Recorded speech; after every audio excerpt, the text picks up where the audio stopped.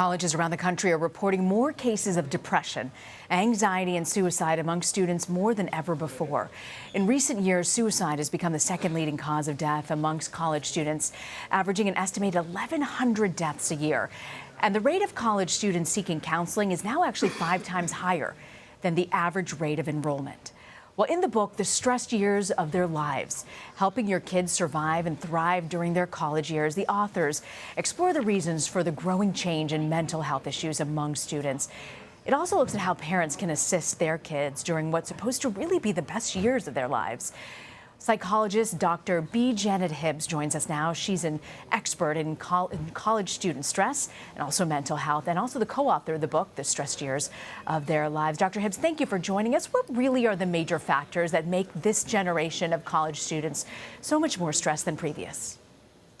This generation of college students and the ones who have recently graduated are in a moment of what I'd call historic swerve, where the rapidity of social, economic changes, globalization, when you think about it dating back from 9/11, the war on terror, climate change, the impact on the Great Recession, their parents, sometimes the loss of their homes, has all led them to believe that the world is a harsher, more competitive place, and also that they are having a sense of constant striving for an uncertain future. So a third of all graduate students today aren't even working in jobs that require a college degree, which also leads them to a sense of the fear of failure, that anytime they step off a linear path, then kind of their future's ruined. So it heightens that sense of kind of doom and gloom and fear. It's so depressing to hear this, and I see it. I mean, I really see it with students in college. But having this kind of pressure and this kind of stress, what kind of effect does it have on these students and their ability just to function when they're away from home? 90% of the Gen Z students that we see have had one or more physiological or emotional symptoms of stress in the past year. What happens when they go to college is that if they're not well prepared in a social emotional sense, and so we focus so much as parents and others, educators, on the academic well-being and the achievements, and kids more and more are very well prepared academically, but they're not prepared well for what we call social emotional intelligence or old-fashioned maturity, how to deal with risk, how to manage their lives, how to deal with ups and downs.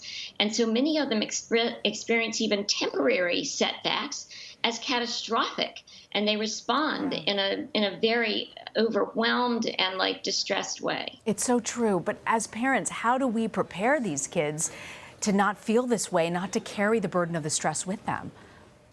So there's the short answer, that what can you do now, and then there's the long answer. The short answer is begin to have conversations with your students at whatever point in time. They're in middle school, they're in high school, they're in college now, maybe they're even going on to graduate school, and talk about the common risk, such as, so there are expectable risk in college, and then there's things that you just can't prepare for. But the expectable risk are you have to manage your time, you have to manage your sleep, you have to say no to parties, you have to manage your screen time and turn off the constant news push or social media feeds. And so part of what parents can do is just talk to students in a non-judgmental way about how's that going? How are you coping? What happens when you have a setback? Who do you turn to? What kinds of things are you doing? Do you share? Do you seek help? Do you maybe use too many, kind of get high moments to get through the day? Yeah. So part of it is how are you coping? So that's short run. Long run, I really encourage parents to recognize that part of these very rapid social changes have affected them, and they have to manage their own anxiety by not hyper-controlling their children, which is what many parents tend to do because they themselves are fearful for their children's future. It's so true. I mean, hearing you say this, I'm just identifying with everything you are saying on this level.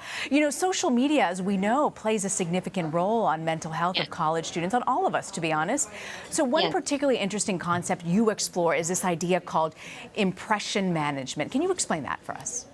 Yes. So impression management or persona management, some people call it, is really the branded self. It's like we've gone from jeans that are branded to colleges that are branded to the self. We're branding ourselves. So it's a very hollow metric of identity. And because it's a hollowed out identity, we're relying on the number of likes. Again, it's metrics. What's our last like? What's how many people are following us on Instagram? How many people are liking what we're wearing? So it's a very fleeting and a very insubstantial sense of how are we valuing ourselves. And then that leads, as we get older, into kind of a commodification of self. I am how much money I make. And it's really just such a narrow and really, I would say, distorted view of how we can value our self-worth. Yeah, it's just so heartbreaking to hear because I know so many college students going through this. So I want to thank you very much, Dr. B. Janet Hibbs, for joining us and for your book as well. Thank you. Thank you so much.